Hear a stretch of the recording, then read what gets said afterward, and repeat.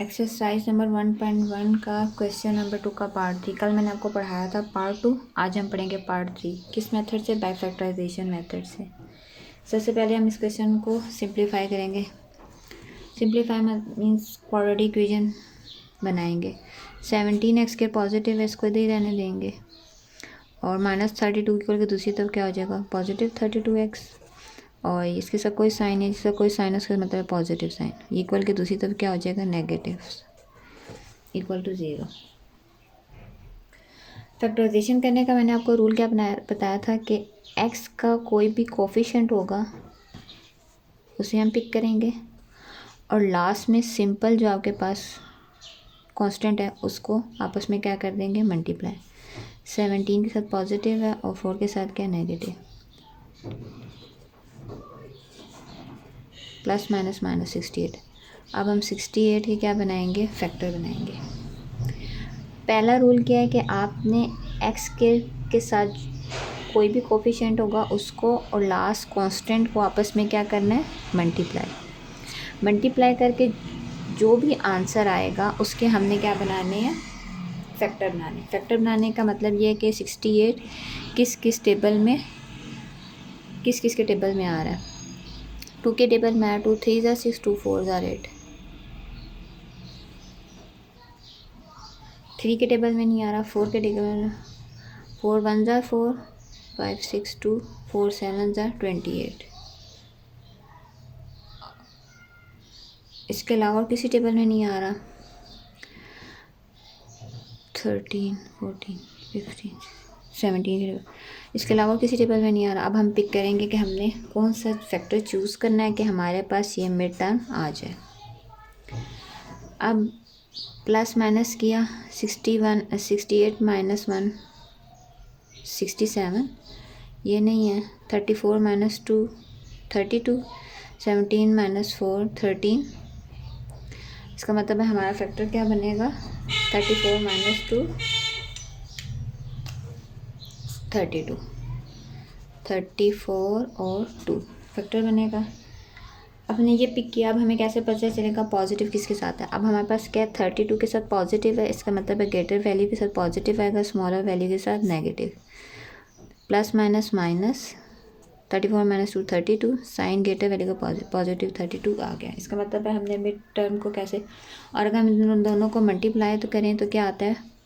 4 2 ज़ा 8, 3 2 ज़ा 6 और प्लस माइनस माइनस माइनस 68 आ जाता है। मल्टीप्लाई करने से ये आएगा और प्लस माइनस करने से मिड टर्म आएगी। अब क्या बताया था मैंने? 17x square as it is आएगा, -4 is equal to 0 as it is आएगा। हमने सिर्फ मिड टर्म ब्रेक किया किस फॉर्म में? प्लस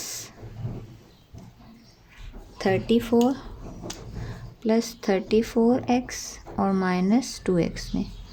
ये हमारा फर्स्ट स्टेप सॉर्ट आउट हो गया। सेकंड स्टेप में हम क्या करेंगे कि हमने पेयर बनाने हैं, ये पेयर और ये पेयर। अब इन दोनों में से देखा 17 2 ज़ा 34, 17 कॉमन है और x कॉमन है, क्या आ जाएगा? 17 1 ज़ा 17 और एक x हमने लिया था क्योंकि यहाँ पे 2 है, यहाँ पे एक x है, और क्या आ जाएगा? x आ जाएगा। प्लस एज इट इज़ आएगा। 17 2 ज़ा, मैंने आपको बताया था पूरा टेबल लिखना होता है, टेबल की पूरी फॉर्म। 17 1 ज़ा 17, 17 2 ज़ा 34, एक्स बाहर आ गया, सिंपल 2 आएगा। अब इन दोनों में से माइनस कॉमन है, माइनस कॉमन लेंगे और 2 दोनों में आ रहा है। एक्स इसमें नहीं, कॉमन ही लेंगे।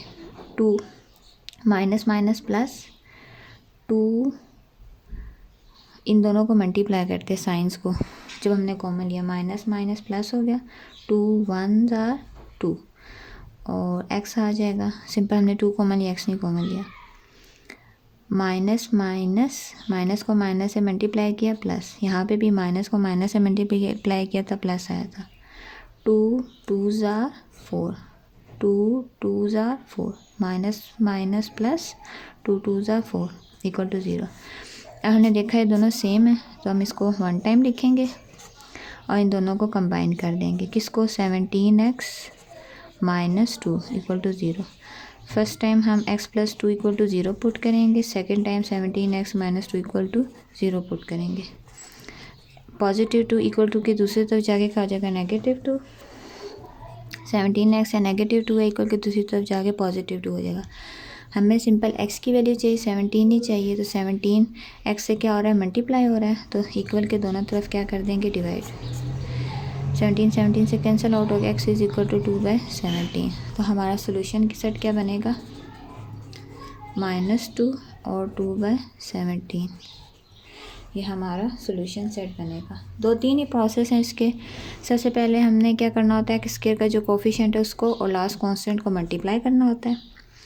मल्टीप्लाई करके जो भी आंसर आता है उसके हमने फैक्टर बनाने होते हैं। फैक्टर बनाने का मतलब है कि आप जो भी आंसर आया वो किस किस के टेबल में आता है, वहाँ से फिर हमें फैक्टर पिक करेंगे। फैक्टर पिक करने का क्या प्रोसेस है कि आपने कोई भी ऐसा प्लस माइनस करके चूज़ करना है कि जिससे प्लस माइनस करने से मिड टर्म आ जाए।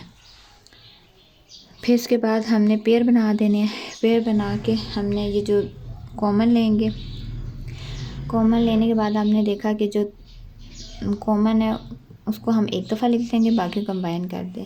फिर हमने जब फर्स्ट टाइम होगी उसको 0 के साथ लिखेंगे और सेकंड टाइम को 0 के साथ। इस तरह हमारे पास क्या बन जाएगा, सोल्यूशन सेट बन जाएगा।